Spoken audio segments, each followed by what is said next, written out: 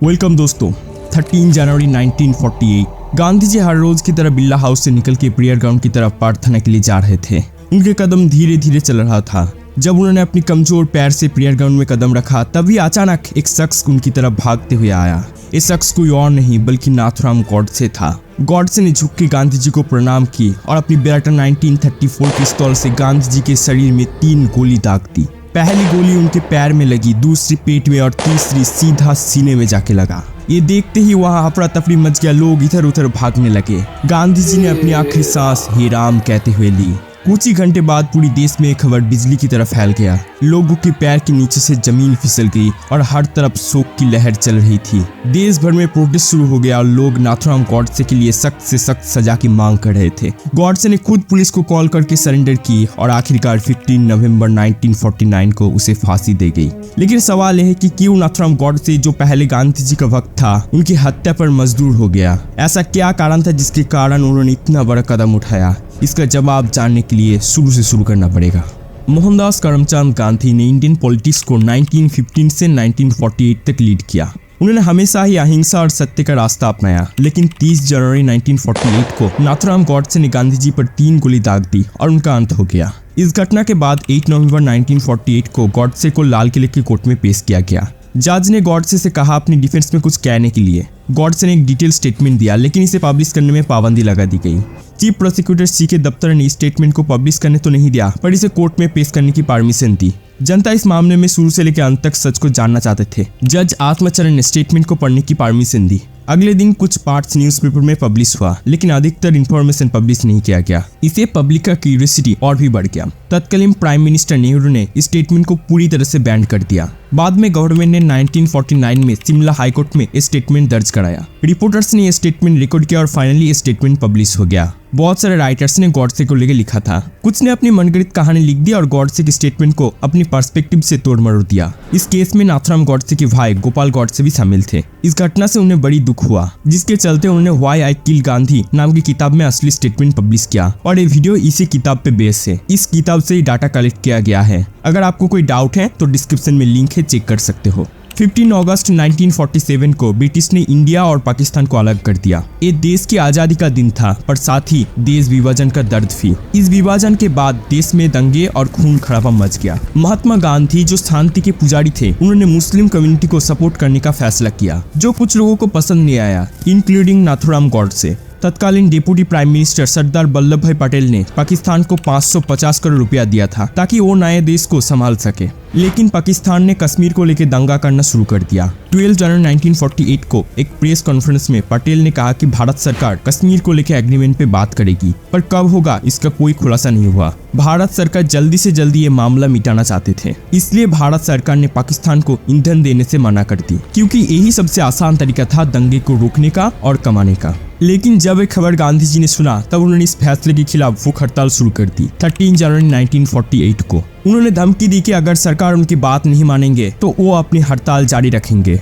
आखिरकार 17 जनवरी 1948 को सरकार ने प्रेस रिलीज जारी किया और लिखा कि देश की भलाई और गांधी जी की प्रार्थना को ध्यान में रखते हुए सरकार ने अपने फैसले को बदला और पैसा देने का फैसला किया। पर फिर भी कश्मीर का मुद्दा नहीं सुलझा। इस डिसीजन ने नाथुराम गॉडसे को नाराज कर दिया। उन्हें विश्वास हो गया था कि गांधी जी सिर्फ मुस्लिम के लिए हिंदू के खिलाफ लड़ रहे थे। फिर 20 जनवरी 1948 को एक बॉम्ब ब्लास्ट हुआ जब गांधी जी की सभा चल रही थी। पुलिस ने मदन लाल पावा को अरेस्ट किया, जो इस बॉम्ब ब्लास्ट का जिम्मेदार था। गांधी जी की सिक्योरिटी बढ़ाया गया, पर 30 जनवरी 1948 को गॉडसे ने गांधी जी को 3 गोली मारा और उन्हें शहीद कर दिया। 30 जनवरी 1948 को गांधी जी की हत्या के बाद नाथुराम गॉडसे ने पुलिस के सामने सरेंडर किया। पूरे देश में लोगों का गुस्सा चरम पे था। इस घटना के बाद गोपाल गॉडसे, नारायण आप्टे और विनायक दामोदर सावरकर वहां से भाग गया। उन्होंने अपनी ठिकाना पुणे के खड़की में की, पर 5 फरवरी खड़की से कामसीट जाते वक्त पुलिस ने उन्हें अरेस्ट किया। 25 में 1948 को गॉडसे और आप्टे को क्रिमिनल इन्वेस्टिगेशन ऑफिस में ले जाया गया, जहां 2 जून 1948 को उनका स्टेटमेंट रिकॉर्ड किया गया। 22 जून 1948 को गॉडसे और आप्टे पर गांधी जी की हत्या का मुकदमा चलाया गया। एक केस इतना क्रिटिकल था कि भारत सरकार भी इसमें इन्वॉल्व था। गॉडसे को दिल्ली से मुंबई ट्रांसफर किया गया। नाथुराम गॉडसे पर सिर्फ गांधी जी की हत्या का नहीं, बल्कि 20 जनवरी 1948 को बिरला हाउस में हुए बॉम्ब ब्लास्ट और इलीगल गन ट्रांसपोर्ट का भी आरोप लगाया गया। लेकिन गॉडसे ने सभी आरोप को मानने से इनकार कर दिया और सिर्फ गांधी जी की हत्या का इंजाम अपने सर पे लिया।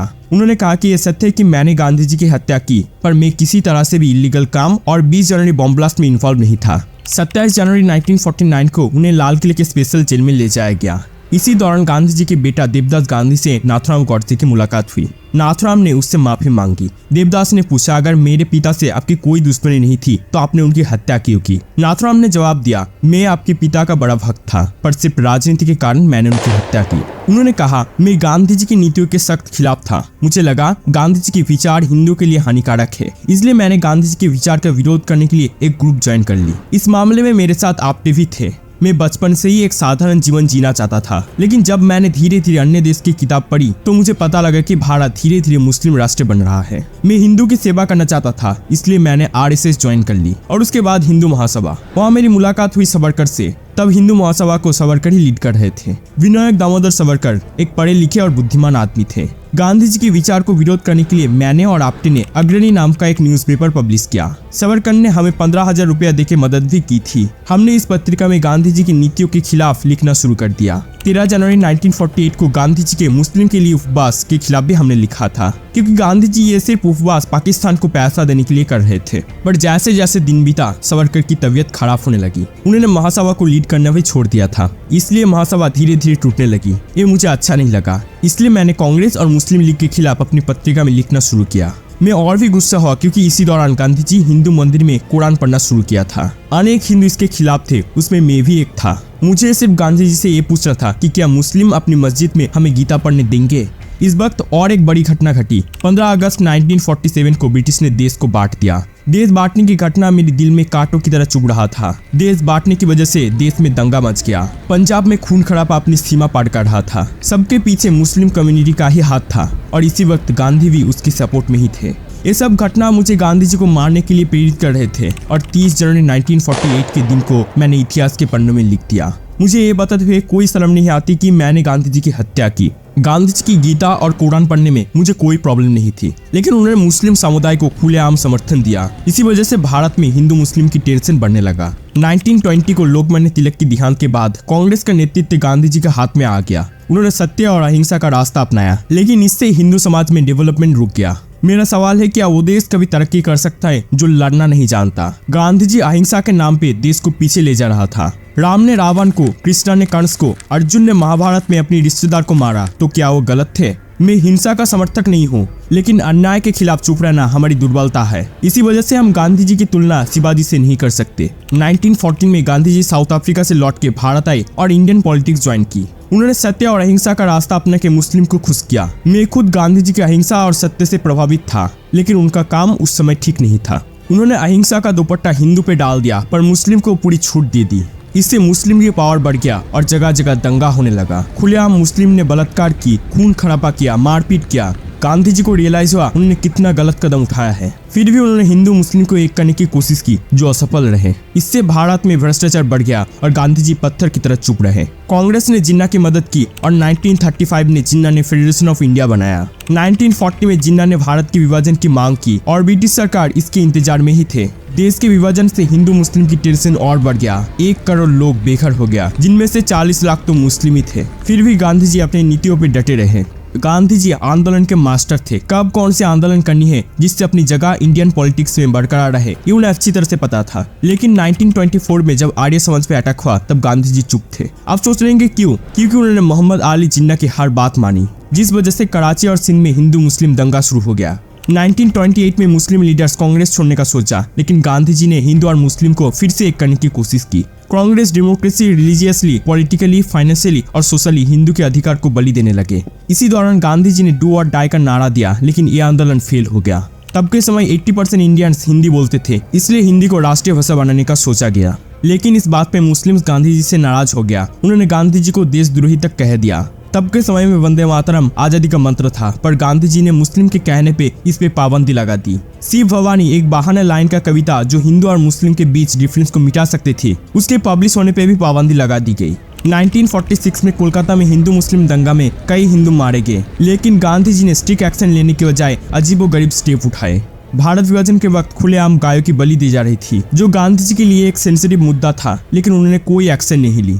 और सबसे शॉकिंग बात, जब 1946 में एक मुस्लिम ने चक्रा वाला झंडा रिजेक्ट किया तो गांधी जी ने भारत का झंडा चेंज कर दिया। इस बात से हर हिंदू बापू से नाराज थे। सिर्फ एक मुस्लिम के कहने पे बापू ने भारत की नेशनल फ्लैग चेंज कर दी। 1914 में गांधी जी भारत आने के पहले 1906 में खुदीराम बोस जैसे क्रांतिकारियों ने ब्रिटिश को खुलेआम धमकी दे दी थी कि भारत अब तैयार है।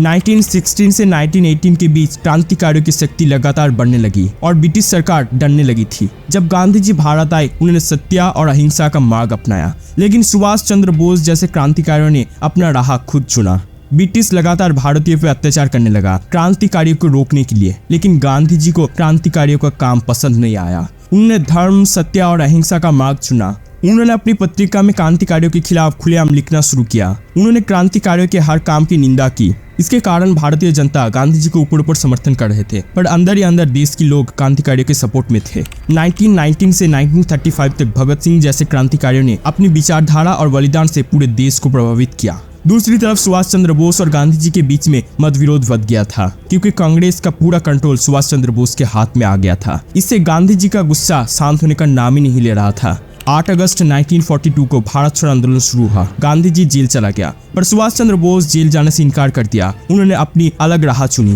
पुलिस थाने जलाए गए, ब्रिटिश पे हमला हुआ, पर सरकार कुछ नहीं कर पाया। गांधी जी ने इसका ना विरोध किया ना समर्थन। सुभाष चंद्र बोस ने 1941 में जापान जाके अपनी पूरी फौज खड़ी कर दी, जिसे इंडियन नेशनल आर्मी कहा जाता है। उन्हें वहाँ नेताजी का दर्जा मिला। 1944 में उन्होंने ब्रिटिश के खिलाफ हमला बोलने का प्लान बनाया, पर तभी एक दुर्घटना में उनकी मौत हो गई। इससे गांधी जी का रास्ता पूरी तरह से साफ हो गया। कांग्रेस का पूरा कंट्रोल अब गांधी जी के हाथ में था। कांग्रेस ने पाकिस्तान से विरोध करने का वादा किया, पर आखिरकार घुटने टेक दी। देश के लोगों का विश्वास टूट गया और फिर से शांति भंग हो गई।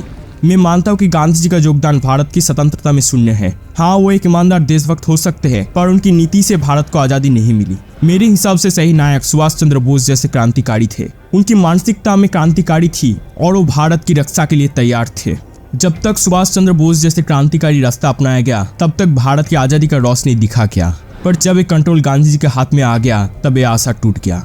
जिस दिन मैंने गांधी जी की हत्या का प्लान किया, तभी मुझे पता चल गया था कि मेरी मौत जेल में होगी, क्योंकि मैं कोई अमीर व्यक्ति नहीं हूँ। मैं भले ही अमीर नहीं हूँ, पर मेरे पास सम्मान और प्रशंसा थी। मैंने सोशल वर्कर के रूप में अपनी करियर बनाने के बारे में सोच लिया था, पर धीरे धीरे गांधी जी के काम में कमी नजर आई और मुझे विश्वास हो गया था कि गांधीवाद हिंदू और भारत के लिए हानिकारक है। इसलिए उनकी हत्या के बारे में मुझे सोचना पड़ा। मैं पूरी तरह से दिमागी हालत से सही हूँ। मैंने जो किया देश की और हिंदू के भलाई के लिए किया। इससे कोई मुझे हेट कर सकता है तो कोई मुझे पूछ सकता है, पर मैंने देश के लिए अपनी बलिदान दी।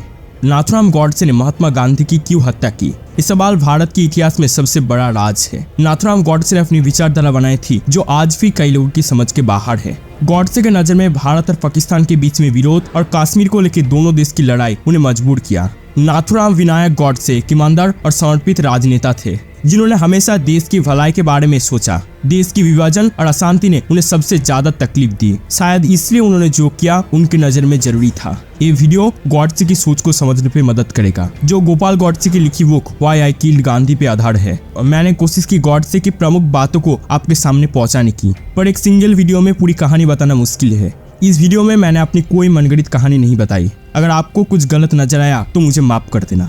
अगर ये वीडियो पसंद आए तो इंडियन की कानून व्यवस्था कैसे सिर्फ अमीर के लिए बनाया गया है, ये जानने के लिए इस वीडियो पे क्लिक करो। तो चलो मिलते हैं और एक ऐसे ही लाइफ चेंजिंग वीडियो में। तब तक दुनिया को बदलने का जुनून अपने दिल में रखो।